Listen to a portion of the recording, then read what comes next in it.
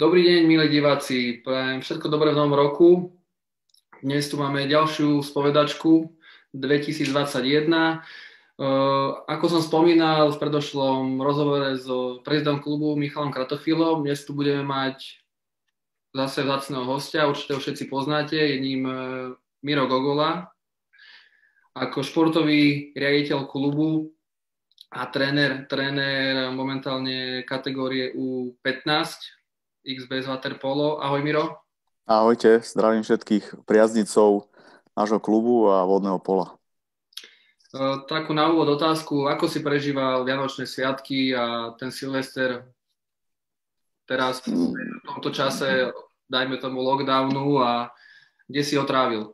Boli sme s rodinou v Novákoch u mojich rodičov, vytvorili sme bublinu a strávili sme tam nejakých 5-6 dní.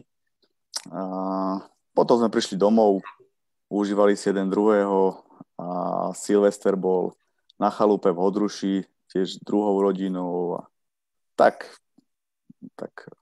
sviatočne, pekne a aj trošku snehu sme si užili, síce technického, ale deti sa posánkovali chvíľku, takže bolo to príjemné. Rýchlo to ušlo. Áno, rozumiem. A dal si nejaké predsavzatie do tohto nového roka? Dal som si predsavzatie osobné, to je rodinné, samozrejme, boli všetci zdraví, ale to osobné, že budem trošku viacej športovať. To je pekné, vidíš, v tomto čase sa to určite všetkým hodí. Určite áno. A to znamená, do poslednej či behať? Začal som behávať, môžem sa priznať, so susedom, samého by ma to nebavilo, ale tých 6 kilometrov, 6,5 kilometra, také 40 minút. Tak, aby sme sa dobre cítili. To je pekné, držíme ti palce, budeš pod rovnováhou, čiže budeme to sledovať. Áno, treba vydržať. Budeme robiť nejaké milníky a vo vážení. A skúsme teraz nejak kontinuálne prejsť nášmu klubu XBS Waterpolo. Ty si myslel niekedy, keď si bol ešte mladý, že budeš niekedy zakladať klub, dajme tomu, ako je teraz Šamorín, na Zelenej lúke? Určite nie. Taká myšlienka ma nenapadla. Tým, ako som skončil školu, potom som prešiel do Topolčian, tam som bol 6 rokov. A ja, čo si pamätám, čo som pri vodnom pole, tak na Zelenej lúke klub, nepamätám si, že by niekde vznikol. Väčšinou v Košiciach, že sa možno rozdelili alebo založili nový, ale tak to je stále to vodné polo tam má tradíciu. Ale nepamätám si a nemyslel som na to, ale som za to vďačný, že sa mi alebo nám naskytla taká možnosť, že v X-Bioniku Šamoríne sa založilo vodné polo a zatiaľ musím zaklopať, že je to aj úspešné. Super. A koľkými členmi momentálne klub má a aké kategórie obsadzuje? Dokopy nás je cca 60 a v tých aké najstaršej kategórii kadeti, starší žiaci je 18 detí alebo chalanov a dievča. Tých mladších žiakov, to ty vieš, 16, 17. Už sa približujem ku 20. Alebo 20, aj spolu s takými, čo už trošku pričuchujú k mladším žiakom z tej prípravky. No ale čo sme veľmi radi, tak sa nám rozšíruje početnosť v tej najmenšej kategórii v prípravke, takže okolo tých 60. A obsadzujeme, už v tejto sezóne sme začali kadetov, aj keď nezačali, ale bohužiaľ, no, ale hádam to dobehneme, kadetov, starších žiakov, mladších žiakov a dúfam, že cez leto alebo pred letom sa k tomu pripojí aj prípravka. Ak sa nemýlim, teraz ešte, keď to doplním, sme aj diváci začali robiť ten širší nábor, aj nám prišlo viacej detí.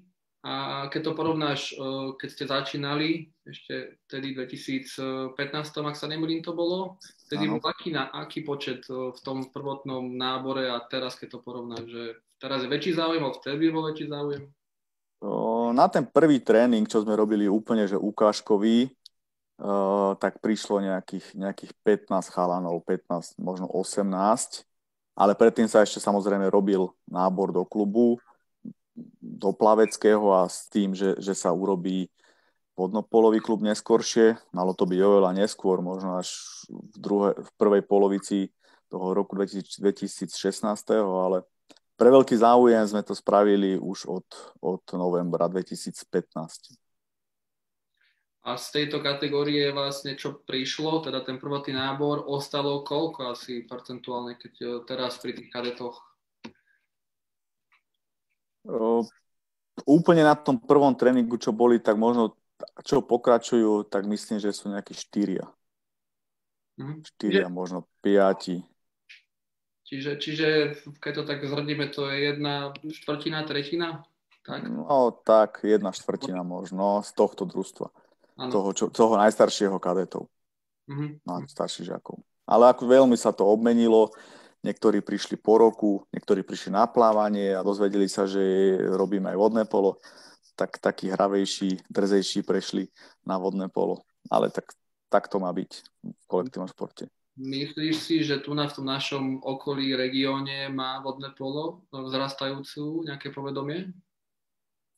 Určite má vodné polo vzrastajúce povedomie, čo keď sa bavím aj s rodičmi alebo s takými návštevníkmi rezortu, tak sa o tom dozvedajú. Aj chvália celkom, že máme už aj dobré meno v Šamorine, poznávajú vodné polo, takže a snažíme sa o propagáciu, samozrejme. Bez toho sa bude ťažko robiť. No, áno. Čím sa vyznačuje klub takými opornými bodmi, ktoré napríklad, nechcem porovnávať s inými klubmi sa úplne, ale určite každý klub má niečo to gro, to svoje, ktorý ten druhý možno nemá a tým sa aj vyznačuje, že aha, tu je XBS, síce sme oranžoví, možno niekto hovoriť orange, ale zase Čaja Hornet sú včielky, tým sa tiež niečím vyznačujú, čiže čo máme my a čo nemajú ostatní? Hej, no, máme výraznú farbu oranžovú, to je pravda, ale my sme sa dohodli ešte dávnejšie aj s Mišom Kratochvílom a potom aj s tebou, že budeme sa viacej orientovať na zahraničie, ale zahraničie také vyspelé vodnopolové krajiny, ako prvý zo Slovenska sme boli napríklad v Taliansku na Habavabe a tam sme videli, že kde je vodné polo mládežnícke. Samozrejme, že tam boli krajiny ako Maďarsko a tie najlepšie družstva, Srbsko, Chorvátsko, dokonca tam boli Američania, či aj Gréci nie. A tam chalani videli, aj my tréneri, že to vodné polo sa dá robiť aj inak a je aj na inej úrovni. Samozrejme, tomu dopomáha aj mentality v tých vyspelých krajinách. Srbi, Chorváti, tí to majú pomaly, ak nie prvý, tak druhý, tretí šport. Takže, ale to nám veľmi pomohlo k tomu, aby sme začali inak rozmýšľať, inak pracovať, inak sa pozerať na deti a chceme v tom pokračovať. Boli sme na sústredeniach v Kragujevaci, v Chorvátsku na turnaji, v Srbsku takisto na turnaji, v Bečeji. A to sa tým chalanom páči a určite v tom chceme do budúcna pokračovať. Ďalej, čím sa chceme vyznačovať, ako odlišovať, už aj Mišo Kratochvíl hovorí o tej miešačke, že je to iný prístup k výchove detí a podľa mňa veľmi dobrý. Že potom neskôr z nich vychováme ale možno aj lepších polistov, ale aj lepších ľudí ako možno ostanú pri klube inak. Tak tá miešačka mala aj dobrú odozvu u tých účastníkov, ktorí zúčastnili či už z Komárna, z Topolčian, aj z Bratislavy prišli deti, hej, čo nám sú najbližšie. My plánujeme aj v tomto roku akože tú miešačku zopakovať vo väčšom množstve a veríme, že sa pridajú aj iné kluby, ktoré bohužiaľ sa vtedy na poslednú chvíľu ohlasili, napríklad či už Nováky a aj Brúdky. Jasné. Ale možno aj zahraničné, ak sa nám podarí, že túto veľmi dobrú spoluprácu máme s Dierom, tak ak budú k tomu otvorení, tak budeme len radi. Ja si myslím, že tiež tá myšlienka je zaujímavá hlavne pre deti a vedia sa medzi sebou viacej spoznávať, čiže aj tie sociálne väzby alebo tie medziklubové väzby sa len pozitívne môžu vyvíjať, aj tí rodičia to potom pochopia. Čiže toto je presne to, čím sa chce možno XBS my odlišovať od ostatných, že vytvárať aj takýto priestor pre deti. A máme ešte napríklad niečo, čím... Máme v tréningovom procese, Mišo Kratochvíli je taký bádavý, inovatívny, áno, v spolupráci s technickým oddelením u nás vyrobili tie tabule so svetielkami, keď trafí hráč do terča, tak zasvieti. To je veľmi dobré. Áno, není to také jednoduché. Skúšali si to amatéri a niektorí by tam boli asi doteraz. Je to fakt náročné. Ale o tom to je, že hlavne aby to bavilo, aby chodili radi na tréningy. Aby to nebolo to stereotypné len o tom plávaní. Presne tak. Aby zažili niečo nové a možno aj teraz nová informácia, možno z Ďorúku nám príde hráč, ak sa nemýlim, však som si nejak spomínal, že možno aj toto ho priviedlo k nám. Asi áno. Hej. Čiže uvidíme. Ešte to nie je oficiálne, možno sa to podarí, uvidíme, že ako dúfame, že áno a že to pôjde ďalej. Ale ešte jednu vec by som spomenul, že začali sme robiť na sústredeniach, na turnajoch, dáme chalanom nejakú úlohu spracovať, či už z histórie mesta, kde sme, alebo nejaké otázky, majú si vypracovať, môžu používať zatiaľ mobil. Potom nám to hovoria v tých skupinách. To je veľká zábava. Nie, je na to veľká zábava, áno. Ale tak ako na to budú spomínať. Tiež. Je to aj o niečom inom, ako len o tom vodnom pole a tom stereotype.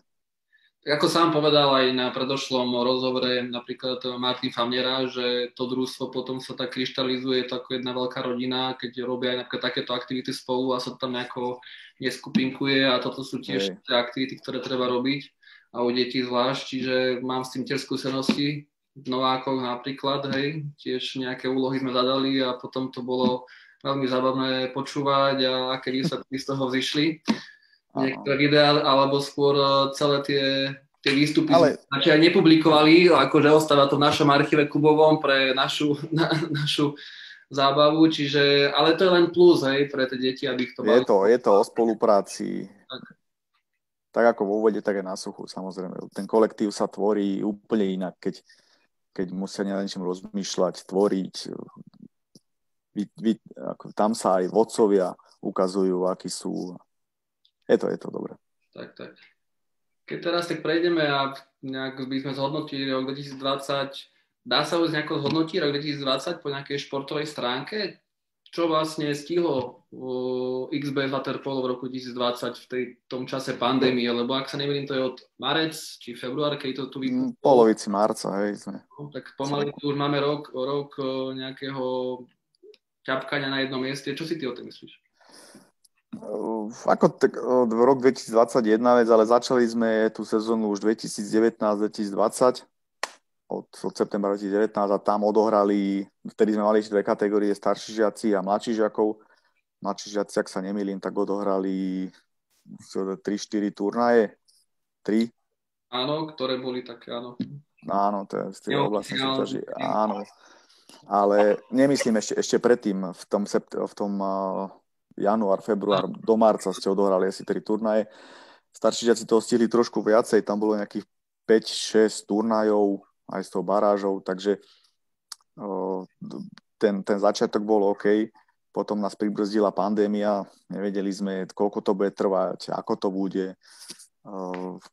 Začali sme trénovať potom online, neskôr na lúke, ale nemyslím, že by to bolo zlé, lebo potrebujú aj tie deti aj iný pohyb, inak na sebe pracovať. Aj tréneri museli siahnuť do kreativity, museli si pozrieť nejaké cviky, že čo robiť s tými deťmi. Nemôže to byť len, že im dáme behať a teraz pár klikov drepov, ale rôzne hry vymýšľať. Takže aj je to záno síce zlé, tá pandémia alebo ten lockdown, ale vytvára to aj nejaké tie dobré pozitíva, alebo pozitíva. Tak.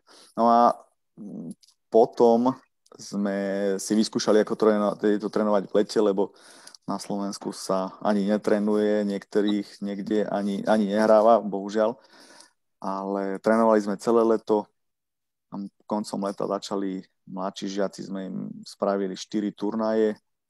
Topolčany, Vrútky, Nováky a v Šamoríne. Takže tá kvázi, aby dobehli tú súťaž. Škoda, že kadeti už od novej sezóny nestihli jej nič, lebo tam sa preložilo kolo a už prišiel ďalší lockdown. Starší žiaci stihli jedno kolo v Piešťanoch. Ale vyskúšali sme si s tými staršími jednu peknú akciu, to bolo sústredenie v Chalmovej. No to bolo... Cyklový let, takže niektorí sa to páčilo, niektorí si siahli na dno síl, ale tak o tom je šport a nejde to len, že v bazéne, ale musia aj zvládať iné veci. To je to vyťahnuté tie deti z tej komfortnej zóny. Jasné, spali sme v stanoch, niektorí prvýkrát spali v stanoch, niektorí si prvýkrát opekali špekačku, takže sme boli radi, že sme im mohli toto dožičiť. Teraz by boli vďační aj za to opekanie tej špekačky, keby to... Ale áno, jasné. Takže by si to kudne zopakovali bez nejakého breptania. Zopakujú si to, na budúci rok povieme znova. No, ja myslím, že to otužovanie toho kolektívu je dôležité aj takouto formou. Určite áno. A čo si myslíš, aký to bude mať vplyv na deti do budúcna, čo sa týka tohto výpadku? Bude to mať vplyv podľa teba? Bude to mať vplyv, samozrejme, že tú vodu nenahradíme nejako. Ale o to viac budeme musieť, neviem, kedy to skončí, či už nejako sa dostaneme začiatkom februára do vody, uvidíme.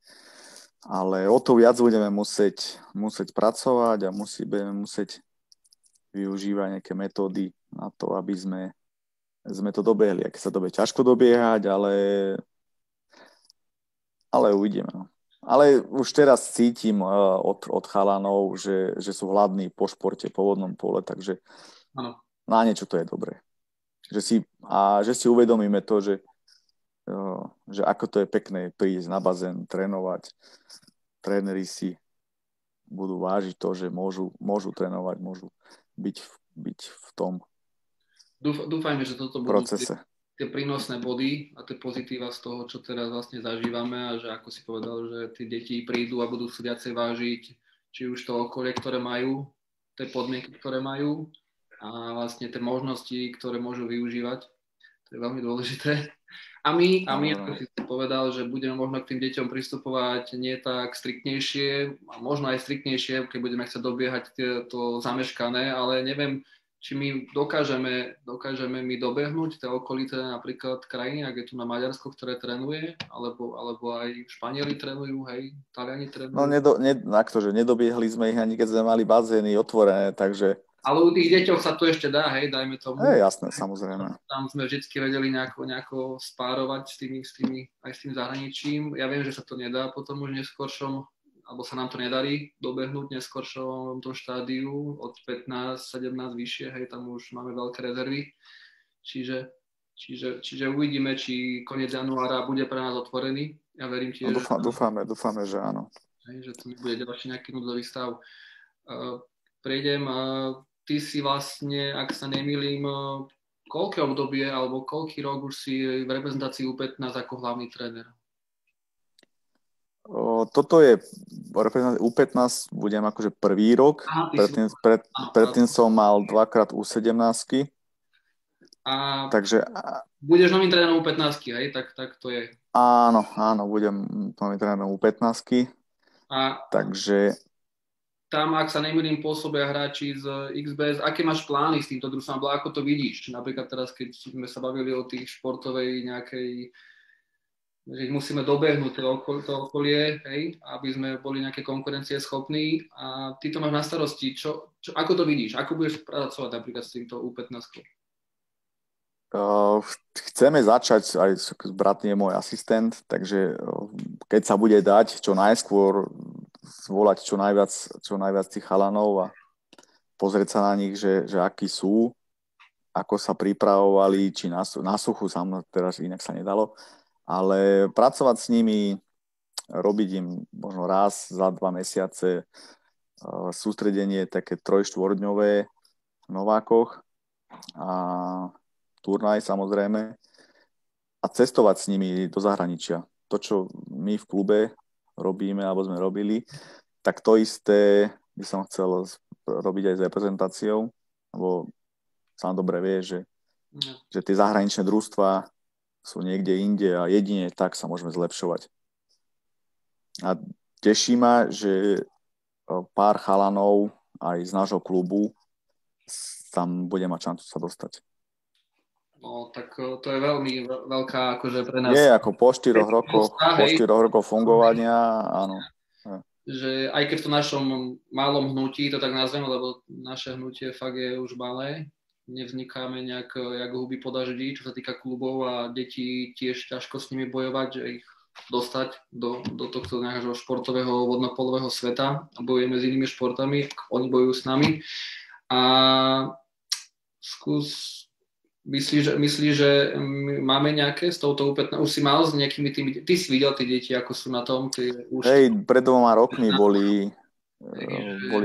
boli naši mladší žiaci tejto kategórie majstri Slovenska, takže poznám aj tie ostatné družstva. Po 2 rokoch ako napredujú, uvidíme, ale nič iné nám nezostáva, len nejako to dať dokopy a pracovať, takže bez toho sa to nebude dať. Ty komunikuješ aj s ostatnými predstaviteľmi klubu, ktorí majú vlastne titul 15 a máš už nejakých vybratých, alebo oni ti dávajú nejaké tipy, že ktorí by tam boli? Som v kontakte, áno, som s nimi v kontakte s niektorými, dávali mi tipy, takže z toho si ešte vyberieme a budeme to dávať. Kedy plánuješ taký podvýraz, keď sa to otvorí? Ak sa otvoria bazény, tak prvé sústredenie by sme chceli naplánovať nejaké prvej polovici februára. Čiže už máš pripravený plán, ktorý by mohol nabehnúť a leto. Áno. Už na papieri. Teraz v tomto roku U15 plánuješ už aj nejaký vrchol, že by tam mali? Mali mať kvalifikáciu na majstrovstvá Európy a majstrovstvá Európy, ale bohužiaľ tú kvalifikáciu hrať nebudeme, keďže sme sa nedostali od októbra do vody. Takže myslím si, že nie, že by to boli akože vyhodené peniaze, ale tie peniaze na toto využijeme efektívnejšie. Keďže či sa dostaneme na majstrovstvá Európy U15 není až také rozhodujúce, ako spraviť nejaký výsledok neskôršie U17 alebo U19, kde všetci každá krajina je toto rozhodujúcejšie ako U15. Áno, tam už sa to viacej sleduje, tam už sa samozrejme viac dá ísť. Aké sú tvoje cieľy, povedz, trénerské na rok 2021, aké máš plány? Či už v klube, alebo nejak svoj rozvoj trénersky ďalej posúvať? V klube, ako som povedal, ak začneme trénovať, tak robiť to tak, aby to tých chalanov bavilo. To znamená, že určite im chceme spraviť nejaké sústredenie, keď sa bude dať turnaj v zahraničí, hrať. Tak Martin Mrázik takisto povedal, že už sa nevie dočkať, kedy skočí do vody a bude hrať, takže aj to je pre nás také, že tak ich to ťahá do tej vody a hrať, takže to je prvé a nejaké trénerské ciele alebo posúvanie klubu v tejto oblasti. Rozmýšľame nad školením trénerov, samozrejme, vieš, Stano, že chceme osloviť zahraničného trénera nie len pre náš klub, ale ako pre všetkých trénerov na Slovensku, aby nám poradil, povedal, vyškolil od detí, od najmenších, od 7-ročných až po 13-ročných. Že to by bola taká prvá fáza toho školenia a neskôršie by sme išli ďalej od 13 do 17, tak ako máme my kategórie zatiaľ. Takže to sú také dva hlavné ciele na rok 2021. Ty si myslíš, že tá myšlienka, ktorú my u nás v klube by sme privítali, aby sa hralo v lete, bude prechodná? že zväz, federácia by tomu je tiež naklonená? Máš nejakú takúto informáciu o tom? Zatiaľ nemám, nebavili sme sa o tom, ale bude musieť byť. Nemôžeme zase ďalšiu sezónu ukončiť bez toho, aby hrali alebo aby mali nejaké ciele, nejaké vízie decka. Takže určite aspoň tie mládežité kategórie budú musieť hrať možno, že do polovice júla a od polovice augusta zase, bo nemôžeme im dať 2 mesiace voľno a tváriť sa, že sa nič nedeje. A keď to aj napríklad, že Planická federácia alebo naša sekcia vodného pola spraví, tak my v klube určite zorganizujeme nejaké turnaje pre všetky kategórie, aby sa hralo v spolupráci či so zahraničnými alebo s domácimi klubmi Slovenska. Ty si myslíš, že aj do budúcna by malo sa pravidelne hrávať v lete? Napríklad u nás na Slovensku, lebo kedy tie bazény sú najviac prístupné pre nás ako tie kryté? Určite áno, tak skončiť ligu v niektorých kategóriách koncom mája je podľa mňa hlúposť a začať zase v októbri.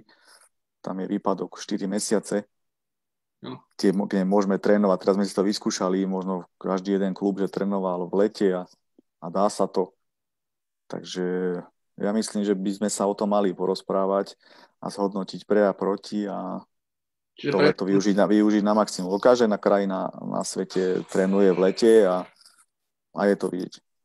Ale myslel som to aj tou formou, že by sa aj hrávalo v rámci... Áno, samozrejme. Že... Nielen trénovať, ale mať aj tú ligu napríklad natiahnutú na dlhšie obdobie, či už možno do konca júla, polky júla, nechať tam nejaké 3 týždne na pauzu, deti prázdniny a tí rodičia potom možno tiež pochopia, že tie dovolenky si musia nejak plánovať. Takisto zdieľam tvoj názor, že aspoň do polky júla by tie mládežnícke kategórie mali fungovať, možno aj muži, lebo keď je to propagácia vodného pola. Na zavretú plaváreň, krytú, kde sa stretnú 2 družstvá a pár rodičov, tak tá propagácia vodného pola tam potom chýba. Dobre, na záver takú poslednú otázku z takého všeobecného nášho vodnopolového fungovania. Myslíš, alebo kde robíme nejakú možno chybu, alebo máme nedostatok v tom, že tá mužská reprezentácia sa nevie nejak prebojovať na vyššie vrcholné podujatie, jak bolo kedysi generácia na OH a tak ďalej, že kde vidíš ty možno teraz také nedostatky, alebo čo by sme mali urobiť do budúcna, aby sme vedeli sa opäť ukazovať na majstrovstvách sveta alebo olympijských hrách, ktoré sme bohužiaľ len raz, ak sa nemýlim, absolvovali. Dvakrát. Raz to bolo ešte s Československom. No. Tak. Samozrejme, chýba nám tá infraštruktúra, bazény, väčší priestor na trénovanie. To je jedna vec, ale ďalšia vec, ktorú si ja myslím, že nerobíme, alebo nerobíme samozrejme, je školenie trénerov v mladíckej kategórii.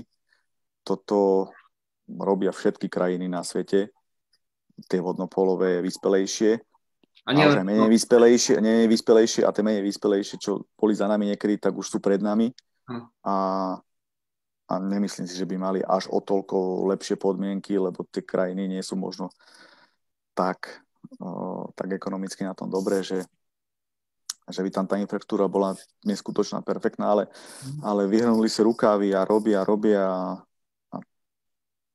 školy a rozprávajú sa o vodnom pole. Že toto mi na Slovensku chýba, že to nerobíme. A je to aj v tom. Akože tá výchova detí a neskôr tých dorastencov má svoje rezervy veľké a to sa nám odzrkadluje neskôr v tom mužskom vodnom pole.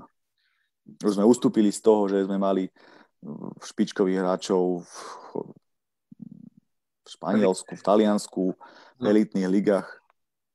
Že toto. A niečím to bude a myslím, že je to týmto. Myslíš, že tréneri upustili od tej tvrdej ruky na tie deti, že je to také benevolentnejšie, že viac alebo už nevieme robiť to vodné polo, nemáme takých tých špičkových trénerov, jak boli kedysi, že odchádzala tá staršia generácia a teraz tí my nastupujúci nemáme to, tak to poviem, know-how, ktoré možno by sme my vedeli tam tým deťom, že o čom to je? Možno o tom prístupe, alebo je to niečo iné? No, hlavne deti sú, alebo ako my sme boli deti, alebo ešte starší, čo bola tak zlatá generácia, tak boli hlavne atleti. Od malička športovali rôzne športy a mali sme my napríklad prístup k bazénu nejako neobmedzenie, že sme boli od malička celé dni na bazéne a sme si strieľali, vyrastali na tom bazéne. No, Teraz je to zložitejšie, lebo no, tam vtedy mali. no samozrejme. Ale aj Vrútky, Košice, Bratislava má Matutorku, všetci takto vyrastali. No a teraz už je to tak, že nepustia deti na bazén, alebo sa im ani nechce. Ale o to má byť tréner väčší odborník, aby s týmto potom vedel pracovať. Že keď dieťa nie je atlet, nie je fyzicky na tom tak dobre, tak vedel ho nastaviť. Alebo nemyslím si, že vo Francúzsku alebo tých našich v Nemecku sú iné deti ako u nás. Nie sú. Tiež Len áno, tréningy sú rôzne, prispievajú hlavne tréneri k tomu, aby tie deti mali čo najväčší rozvoj v vodnom pole.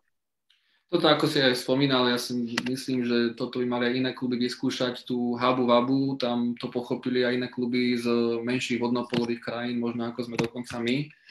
Nepoviem, že Francúzi sú menší, ale poviem to tak, že je tam niekoľko družstiev, ktoré sa zúčastnilo minulých ročníkov z Francúzska, čo som videl z Monaka, vy ste tam boli, keď ste tam mali Monako, teraz je aj krásnym príkladom, jak napreduje Malta. Hej, tam to je veľmi, veľmi alebo Gruzínsko je tam za príkladom, ktoré sa možno ťažko už môžeme s nimi súperiť, už len v tom seniorskom a v tom juniorskom už taktiež. Čiže tam oni urobili veľký progres a myslíte, že to je len o financiách alebo o tom zmýšľaní tých trénerov? Nie je to len o financiách. Ja keď som sa bavil, ako spomínaš, s trénerom Malty, lebo boli u nás s nami na sústredení ešte minulý rok s U17 a čo si ja pamätám spred 4 rokov v 2015, tak diametrálne odlišné družstvo mali. Tak a on mi povedal, že začali školy trénerov, začali hrať v lete, tak majú iba otvorené bazény, a začali chodiť von samozrejme na sústredenia s inými supermi. A bolo to na nich vidieť, samozrejme. Ale prvé, čo mi povedal, bolo, že začali školy trénerov. Že tam bol hlavný cieľ zomknúť to hnutie a aby išli samozrejme, idú jednou cestou a tam sa ukazujú tie výsledky. Hej. Čiže... Oni majú 6 klubov a išlo to, my máme 10 klubov a u nás to nejde. Takže je to len o tom, ako sa dokážu nastaviť ľudia. Čiže je to komunikácia. Hej. Samozrejme. To chcenie a komunikácia. Dobre, super. Chcel by si ešte niečo odkázať možno budúcim vodným polistom a polistkám, prečo by mali hrať napríklad, alebo im povedať nejaké do budúcna vízie? Prečo by mali aj hrať, ale aj hlavne športovať, aby boli zdraví, a ten šport úplne inak formuje človeka do ďalšieho života. Možno skončia, keď budú mať 15 rokov, alebo to dotiahnu až na nejakú vrcholovú úroveň, ale ten šport len dáva, neberie. Takže tomto je tá najväčšia devíza športu. Super. A samozrejme, že so športom sa dá získať oveľa lepšie, kvalitnejšie nejaké kamarátstva alebo známosti a využijú veľa toho v neskôršom živote. Áno, tá kvalita života sa potom odvíja aj tohto spôsobu nejakého životného štýlu, toho športovania. Teraz potrebujeme budovať tú imunitu aj v čase covidu, čiže to športovanie je dôležité. Ja ti ďakujem za dnešný rozhovor. Ďakujem aj ja. Verím, že sa nebudeme my len stretávať cez online alebo telefonicky a sa uvidíme čoskoro aj na bazéne a budeme môcť zdieľať informácie. Čiže vám, milí poslucháči, čo ste nás sledovali, ďakujem za pozornosť a máme tu už za týždeň ďalšiu spovedačku. Bude to ďalšia veľká osobnosť vodného pola. Už si môžem naznačiť, je to nehrajúci športovec alebo ukončil kariéru. Vy si môžete tipovať, to asi tak bude a tešte sa. Ďakujem ti, Miro. Ďakujem aj ja. pozdravujem všetkých. Ahojte. Pekný deň.